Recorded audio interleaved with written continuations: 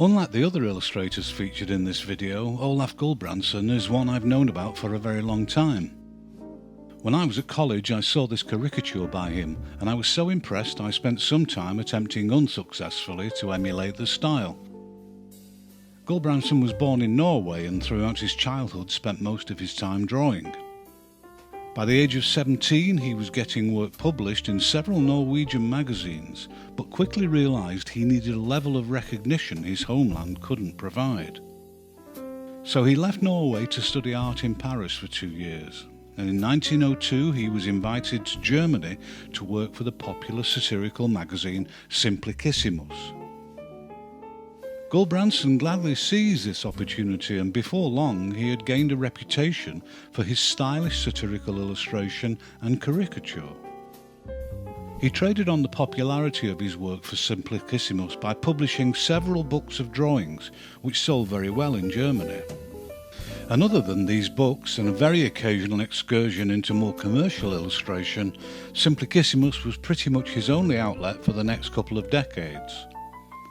In 1929 he also became a professor at the prestigious Art Academy in Munich. To celebrate his 60th birthday in 1933, a retrospective exhibition of his work was opened in Berlin, but the Nazi Party closed it down after only 2 days as they weren't particularly enamoured of being mocked. Gulbranson's illustration style was distinctively minimal, with deceptively precise but expressive line work. He did use crosshatch and other texturing methods to achieve tonal effects every once in a while, but most of his images were challengingly unembellished. This technique was remarkably ahead of its time, and was as much about what was left out as what was included. Colour was of only passing interest to Gulbransson, and it was almost invariably flat, or at least as flat as you could hope for using paint, and non-naturalistic, usually making use of a limited colour palette. In that regard, the influence of the Japanese printmakers and Toulouse-Lautrec was well to the fore in Gulbranson's style.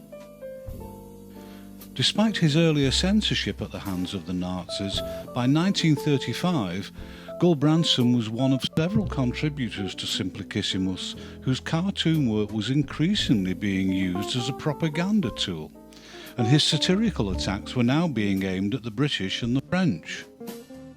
It isn't clear whether he was just saving his own skin or he was actually a willing participant, but even after his home country of Norway was invaded by the Germans, he continued in a similar vein throughout the war.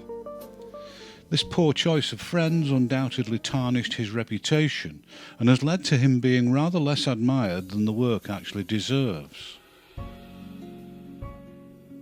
In 1904, at the age of 24, Clarence Phillips left his hometown in Ohio for New York, where he attended night classes in drawing and painting for a few months. Despite this being his only formal artistic training, his work was good enough to get him a studio job in advertising for a couple of years before he set up as a freelance illustrator in 1907. Soon after, he was commissioned to produce a series of monochrome illustrations for Life magazine, and their success led to Phillips being invited to produce a colour illustration for the cover. This was published in 1908, and in the illustration Phillips made creative and daring use of negative space, which invited the viewer to see shapes not actually drawn. And what quickly became known rather inaccurately as the fadeaway was such a success that he supplied another 54 over the next 4 years, and the technique became his virtual trademark. The popularity of his life covers led to commissions from other prestigious magazines such as Good Housekeeping and Vogue. The sources I found assert that Phillips used watercolour to create his illustrations, and if that's true, it makes it all the more incredible that he could paint as flat and with such precise control as he did over such large areas. Although Phillips mercilessly exploited the popularity of his fadeaway gimmick, he also couldn't resist varying the levels of render within his images, and on occasion abandoned it altogether.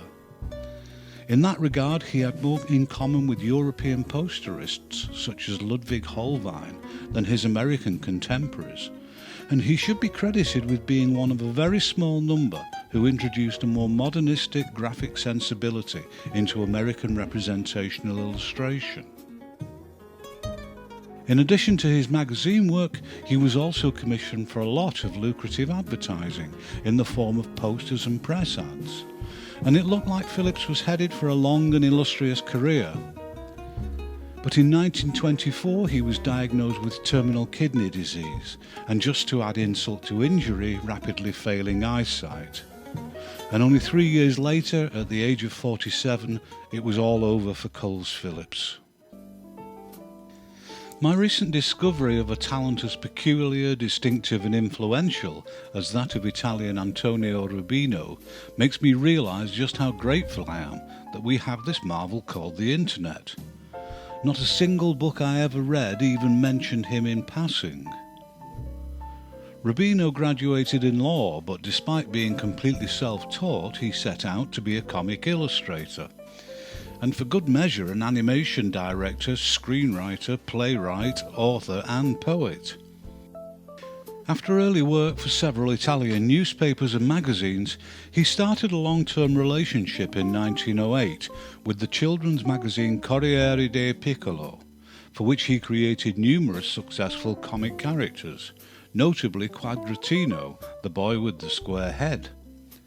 Throughout the 1920s and 30s, Rubino was very much in demand, and in addition to creating an immense amount of illustration, he was heavily involved in the creation and running of several other Italian children's publications.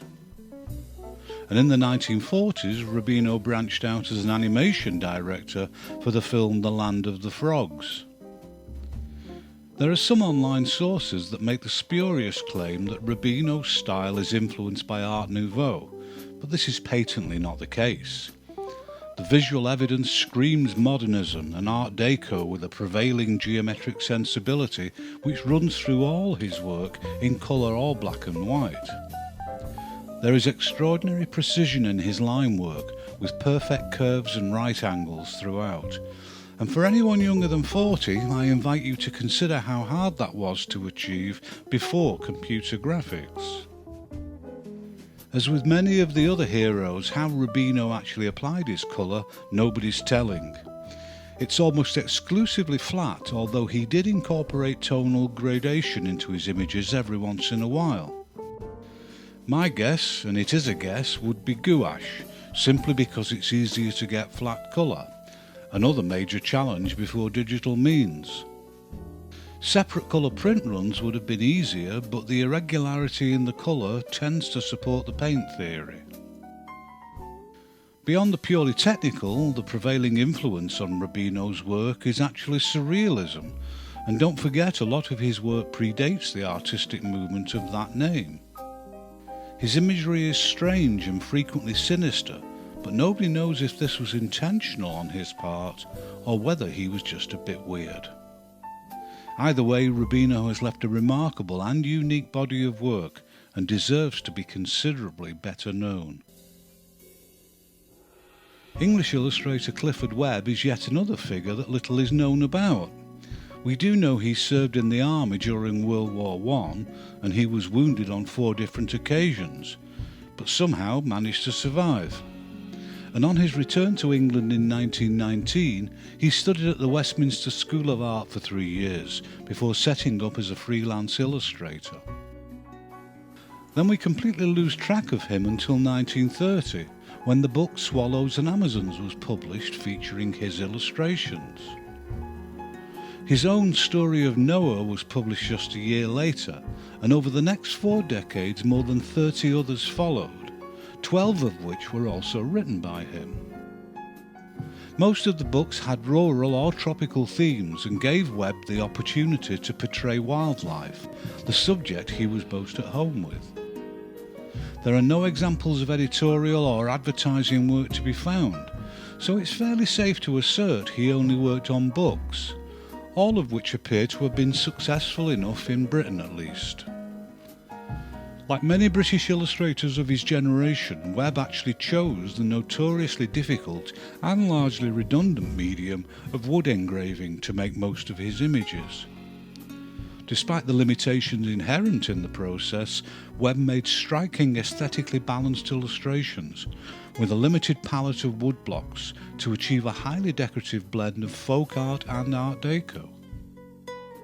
In his later career, Clifford Webb also worked occasionally as a more conventional watercolourist, and the books he produced using this technique show clearly his abilities with tonal work, more in keeping with the prevailing mainstream stylistic fashion in children's illustration in the 50s.